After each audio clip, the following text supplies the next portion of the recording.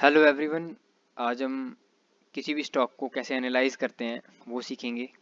कुछ बेसिक चीज़ें सीखेंगे और एक जो एडवांस चीज़ हम सीखेंगे, इंस्टीट्यूशनल जोन कैसे फाइंड आउट करना है, क्योंकि ये सबसे इम्पॉर्टेंट होता है। क्योंकि जिस भी स्टॉक में इंस्टीट्यूशन होगा उसमें मोमेंटम काफ़ी फास्ट होता है। ये जो आप देख सकते हैं, ये मोमेंटम जो मिले हैं ये काफ़ी फास्ट मोमेंटम थे।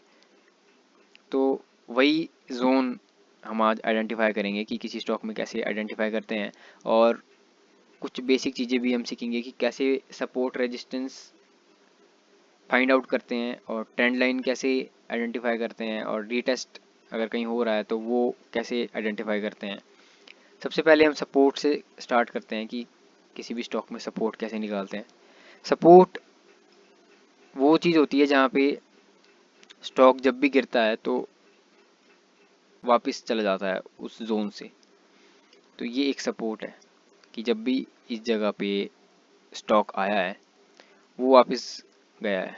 ये देख सकते हैं यहाँ पे जब भी स्टॉक आया है वहाँ से वापस गया है, प्लस बड़ी कैंडल्स बनाते हुए गया है। ये देख सकते हैं यहाँ बड़ी कैंडल बनी थी, यहाँ पे भी बड़ी कैंडल बनी थी। तो ये कहीं ना कहीं एक सपोर्ट है और ये इंस्टीट्यूशन जोन भी है। अब इंस्टीट्यूशन जोन हम लास्ट में फाइंड आउट करेंगे। पहले रेजिस्टेंस निकाल लेते हैं कि रेजिस्टेंस कहाँ पे बन रही है। रेजिस्टेंस है ये रेड कलर की लाइन, क्योंकि जब भी इसके पास स्टॉक गया है, स्टॉक गिरा है। ये देख सकते हैं यहाँ से फिर से गिरा, यहाँ से फिर से गिरा। तो ये एक रेजिस्टेंस है जिसको ये बार बार टेस्ट कर चुका है, 4 बार टेस्ट कर चुका है ये, और ट्राई कर रहा है यहाँ से कि ब्रेकआउट करके ऊपर जाए, बट ऐसा हो नहीं रहा है। और एक ट्रेंड लाइन जो इसने बनाई थी उसका भी ब्रेकआउट हो चुका है। ये ट्रेंड लाइन थी इसकी जो टॉप टॉप जहाँ पे ये टच करके गया है, वो एक उसको ड्रॉ करके एक ट्रेंड लाइन बनती है। और यहाँ पे ब्रेकआउट करने की कोशिश करी थी इसने यहाँ पे, बट नहीं कर पाया। और यहाँ पे इसने ब्रेकआउट करा स्ट्रेंथ के साथ, क्योंकि ये बड़ी कैंडल्स एक स्ट्रेंथ बता रही है, वॉल्यूम भी है, तो एक स्ट्रेंथ है कहीं ना कहीं स्टॉक में। और फिर से इसने यहाँ पे रिटेस्ट लिया है, इस सपोर्ट के पास इसने रिटेस्ट लिया है, प्लस ये ट्रेंड लाइन के पास भी सपोर्ट लिया है। तो दो सपोर्ट हमारे को मिल गए। एक तो चार्ट का सपोर्ट था जहाँ पे ये जो इसने जोन बनाया था, ये जोन जो इसने बनाया था सपोर्ट जोन, एक तो ये इसका सपोर्ट इसने लिया, साथ ही साथ एक ट्रेंड लाइन पे इसने सपोर्ट लिया कि जिस ट्रेंड लाइन को इसने ब्रेकआउट करा था उसी पे ये सपोर्ट ले रहा है। यहाँ पे ये जो ट्रेंड लाइन यहाँ पे थी, प्लस यहाँ पे ईएमए का सपोर्ट भी है, ये 200 ईएमए है। और ये भी इस पे भी ये सपोर्ट ले रहा है। यहाँ पे एक ईएमए है ये वाली, ये देख सकते हैं, ये एक 200 ईएमए है ये ब्लू कलर की, और इस पे ये सपोर्ट ले रहा है बार बार।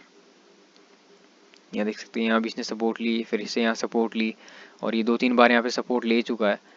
अब अगर ये यहाँ से ब्रेकआउट करता है तो एक अच्छी रैली बना सकता है। अब हम आइडेंटिफाई करेंगे कि इंस्टीट्यूशन जो जोन होता है उसको कैसे आइडेंटिफाई करते हैं। ये बड़ी कैंडल्स तो बन गई, बट अब पता कैसे चलेगा कि यहाँ से ब्रेकआउट होगा कि नहीं होगा। तो उसके लिए हम 1 आवर टाइम फ्रेम पे आ जाएंगे। तो 1 आवर टाइम फ्रेम पे पता लगेगा आपको क्लियरली कि पोजीशन कहाँ बनाई जा रही है। ये बड़ी कैंडल बनी है यहाँ पे, ये देख सकते हैं ये बड़ी कैंडल है, फिर यहाँ पे एक बड़ी कैंडल है, और ये सारी जो कैंडल्स बन रही है ये इस सपोर्ट के आसपास बन रही है। ये जो सपोर्ट है वहाँ ये कैंडल्स बन रही है। ये फिर से ब्रेकआउट वाली कैंडल है, बड़ी कैंडल है। यहाँ पे गैप अप ओपनिंग हुई थी, वॉल्यूम भी आई थी, और फिर उसके बाद यहाँ पे भी वॉल्यूम आई, बड़ी कैंडल्स बनी, और फिर यहाँ पे भी। तो ये धीरे धीरे एक शिफ्ट हो रहा है ऊपर की तरफ, कि पहले जो ये पोजीशंस बन रही थी ये इस लेवल के आसपास बन रही थी, ये जो सपोर्ट जोन था, बट अब ये पोजीशन धीरे धीरे ऊपर की तरफ शिफ्ट हो रही है, ऊपर में बन रही है, क्योंकि अब जो इंस्टीट्यूशन है वो स्टॉक को नीचे नहीं आने दे रहा है। तो अगर इस स्टॉक को ऊपर जाना होगा तो ये तैयार है स्टॉक, बट इसको ओवरऑल मार्केट का सपोर्ट चाहिए। इसको एक पॉजिटिव कंडीशन एनवायरनमेंट चाहिए कि जहाँ पे ये ऊपर जा सकता है, क्योंकि जो इंस्टीट्यूशंस होंगे वो ओवरऑल मार्केट को देख के पोजीशंस बनाते हैं।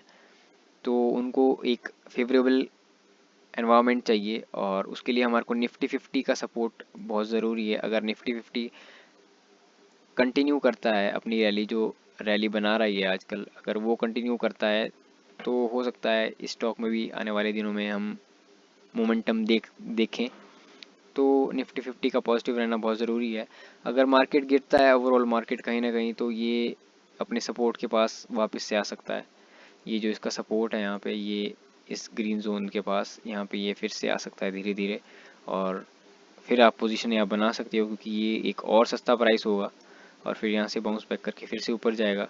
तो ये एक इम्पॉर्टेंट रेंज है स्टॉक की, कि जो आपको मॉनिटर करनी पड़ेगी कि क्या स्टॉक अब ब्रेकआउट करने वाला है कि नहीं। तो ये एक इम्पॉर्टेंट रेंज है, और रेंज हमने आइडेंटिफाई कर ली है, और जब भी ये ब्रेकआउट करेगा जिस भी साइड में, वहाँ से एक शार्प रैली हम देख सकते हैं। तो ऐसे एक किसी भी स्टॉक को आप आइडेंटिफाई कर सकते हो, उसमें कैसे सपोर्ट, रेजिस्टेंस, ब्रेकआउट, ये सारी चीज़ें देखनी है।